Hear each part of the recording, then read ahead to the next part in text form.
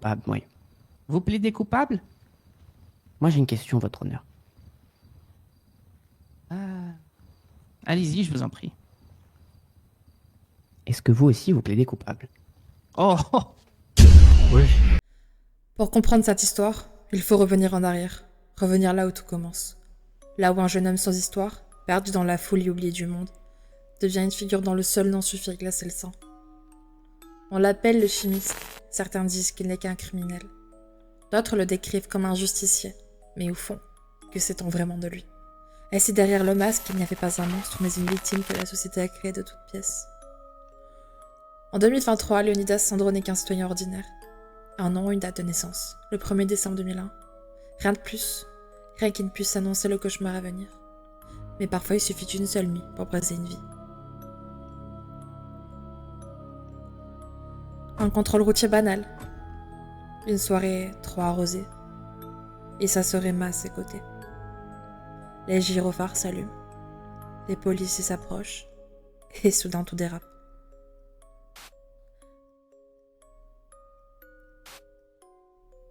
Les coups tombent et les images disparaissent. Et ce qui devait être un simple constat se transforme en accusation. On les arrête. On les enferme.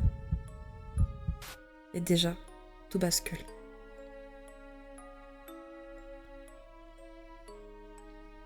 Trois semaines plus tard, Emma meurt en prison. Officiellement, on parle d'overdose, mais les témoignages racontent autre chose. Un tabassage orchestré des surveillants passifs et des regards détournés. Aucune enquête, aucun coupable. Le silence de la justice recouvre l'affaire comme une chope de plomb. Pourquoi? Et dans ce silence naît quelque chose d'incontrôlable. Une haine froide, une colère brûlante, une obsession qui ne s'éteindra plus.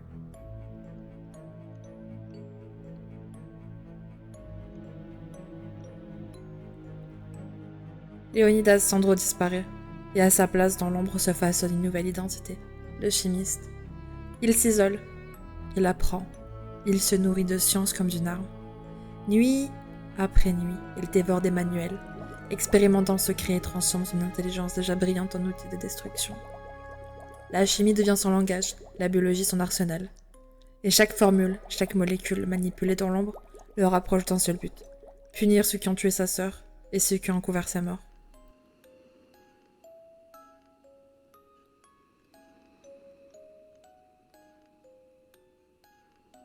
C'est alors que commencent à circuler des rumeurs. On murmure son nom. Dans les rues désertes, on jure l'avoir aperçu dans des usines abandonnées, où l'air empeste le chlore et l'ammoniac. Des drogues de synthèse apparaissent sur le marché noir, des explosifs artisanaux frappent sans prévenir. Et déjà, les services de l'État tremblent face à une menace qu'ils ne peuvent saisir. Le chimiste n'est plus un homme, il est une ombre. Puis les attaques éclatent. Des hôpitaux, des bars, des commerces. Le gaz sarin, un poison invisible qui s'infiltre dans les poumons, paralyse les muscles et arrête le cœur en quelques minutes. Les victimes s'écroulent, les yeux révulsés, la bouche ouverte dans un silence glaçant, le tout dans une danse macabre avec la mort, et comme une signature de ce triste spectacle, une vidéo fait son apparition sur tous les appareils électroniques de la ville. Tout ça, dans une phase test, dans une phase où il n'était pas tout seul.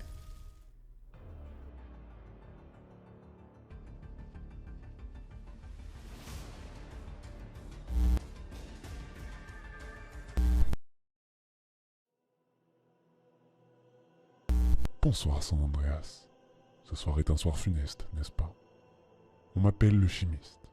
Mon équipe et moi-même sommes responsables des attaques qui ont eu lieu il y a quelques minutes sur votre territoire. 4 entreprises ont payé le prix de l'incompétence de vos institutions. 2 d'entre elles ont été nettoyées sous un gaz mortel et d'une violence extrême. Les 2 autres ont subi la puissance d'explosifs de catégorie militaire dérobés la veille. Et enfin, quelques secondes plus tard, nous avons paralysé le système de secours médical du SAMC, d'un simple claquement de doigts. Pourquoi tout cela, me direz-vous? Un gouverneur absent, abusant du pouvoir qui lui a été confié? Un service de police enchaînant des abus d'autorité, violences gratuites et meurtres? Un service de secours sous-équipé, inefficace, abandonné par ceux qui détiennent les moyens? Je suis la preuve vivante de l'incompétence de ce système. Rien n'est fait pour vous protéger. Jusqu'où tout cela ira-t-il? Faut-il que des innocents continuent à en payer le prix? Dans 72 heures précisément, si les plus hauts responsables de cet État, lieutenant-gouverneur, chef de la police, directrice des secours médicaux et le procureur général ne démissionnent pas, je réduirai la moitié de la carte de cet État en poussière. Si vos leaders ne sont pas capables de vous protéger, alors d'autres innocents périront. Si vous regardez ce message, descendez dans les rues, mettez le feu et le sang à cet État qui ne protège que les puissants et écrase les faibles. Apportez-moi leur tête sur un piquet et vous aurez la vie sauve. Tic-tac San Andreas, l'horloge tourne. Quel sera votre choix?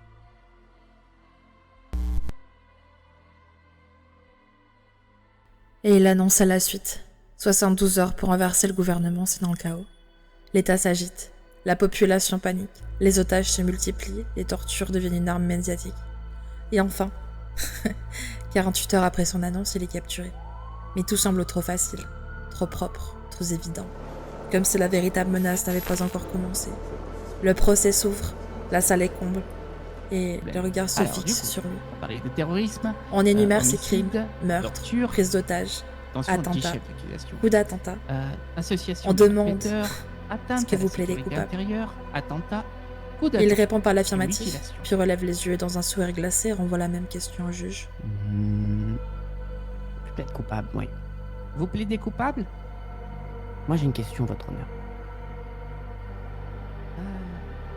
Allez-y, je vous en prie. Est-ce que vous aussi vous plaidez coupable? Oh, oh. Oui. Un instant plus tard, la lumière s'éteint. Hein? Le noir engloutit le tribunal Oui. et les téléphones S'il s'allument vous de plaît, même. les policiers. Une vidéo se déclenche, une La explosion vérité, secoue c'est le monde entier. quoi? Oui.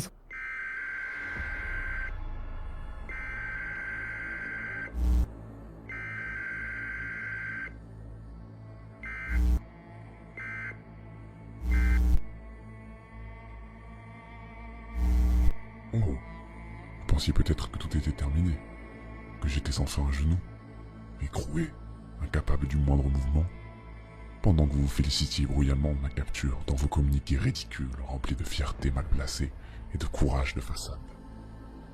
Le courage, une valeur rare, qui aujourd'hui coûtera la vie à vos amis, à vos familles et à vos citoyens. Ce même courage dont votre lieutenant-gouverneur s'est vanté en affichant son mépris total face aux menaces qui pesaient sur vous. Un homme qui, comme tous les autres là-haut, a détourné le regard quand il fallait agir. Mais vous avez tous oublié une chose essentielle. Je tiens San Andreas dans le creux de ma main.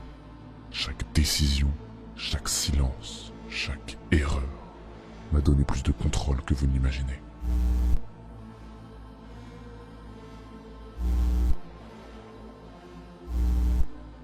Ce soir, le fruit de vos inactions s'abattra sur vous. La tempête viendra faucher ce que vous avez de plus cher, et elle portera un nom, le prix de votre aveuglement. 8 millions de vies. Et un seul choix, celui de l'infamie. Ça va bien se passer, monsieur Ski. Ok. Allez-y, monsieur Ski. Ah, monsieur le gars, à volonté, criez bien surtout. Rick. Kyle, retrouve ton esprit, Kyle. Corrige-le, Marc. Oh, Corrige-le, Marc. Ah, Kyle, Je suis Marc. Kyle, Je suis Marc. Kyle. Je suis désolé. il devrait s'évanouir d'ici là. On rigole en le voyant. Oh, ça devient chaud, je vais le lâcher, ça devient trop chaud. Marc, Il est chaud. qui aimes-tu? Troisième. San Andreas m'a tout pris. Alors ce soir, je vais lui arracher tout ce qui lui reste.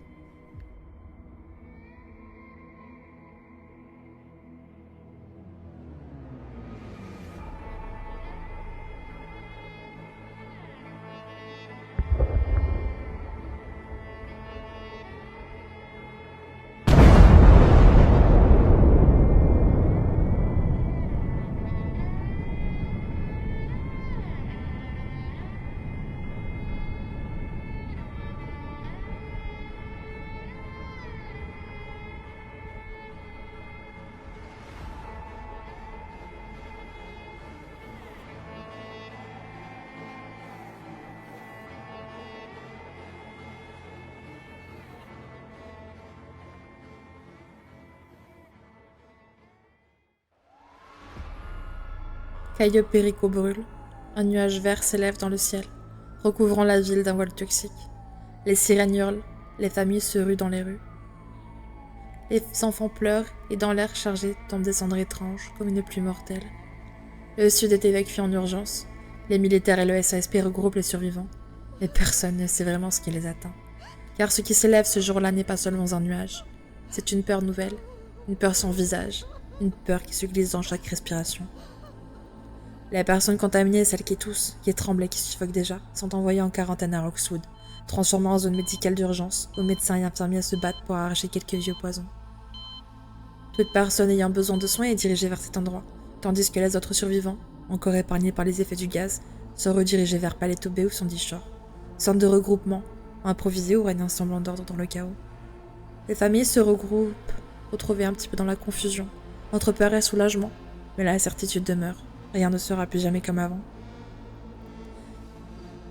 Au final, nul ne sait si les complices, ceux qui se font appeler troisième œil, comptent poursuivre ce que le chimiste a entrepris, ou s'ils préfèrent se terrer dans l'ombre, silencieux, jusqu'au jour où une nouvelle opportunité leur permettra de frapper à nouveau. Depuis, une question reste suspendue. Le chimiste était-il réellement derrière les barreaux ce jour-là? Ou n'était-ce qu'une mise en scène, un jeu d'ombre savamment orchestré pour plonger le pays dans la terreur? Le chimiste est-il encore dehors, quelque part, caché dans la nuit, observant, attendant son heure? Et si, à cet instant précis, il nous regardait, sourire aux lèvres, préparant sa prochaine attaque? Car ce qui compte, c'est que son ombre plane toujours. On croyait que tout était fini avec le chimiste, on croyait que le pire avait déjà frappé. Mais l'histoire a prouvé une chose, le vide attire toujours les monstres. Si ce n'est pas lui, alors qui? Qui sera assez fou, assez déterminé pour écrire le prochain chapitre, dans le sang et la peur? Un terroriste, un fanatique, ou peut-être un visage que personne n'attend. Le chimiste a ouvert une porte, et désormais, d'autres sont prêts à la franchir. La question n'est pas de savoir qui nous sommes, mais où nous sommes. L'acte 1 se termine avec l'arrestation du chimiste et de ses complices. Nous sommes autre chose, plus froid, plus cruel. Nous frapperons là où ça fait mal, jusqu'aux os, depuis les racines même de son Andreas. Personne ne sera à l'abri. C'est une promesse silencieuse que je vous fais. Une promesse silencieuse mais sanglante. Chaque rue que vous traversez, chaque porte que vous franchissez, chaque souffle que vous prenez, souvenez-vous, vous n'êtes plus seul. Vous n'êtes plus en sécurité. Bienvenue dans l'acte 2. Priez pour votre vie. Priez pour que nous ne vous trouvions pas.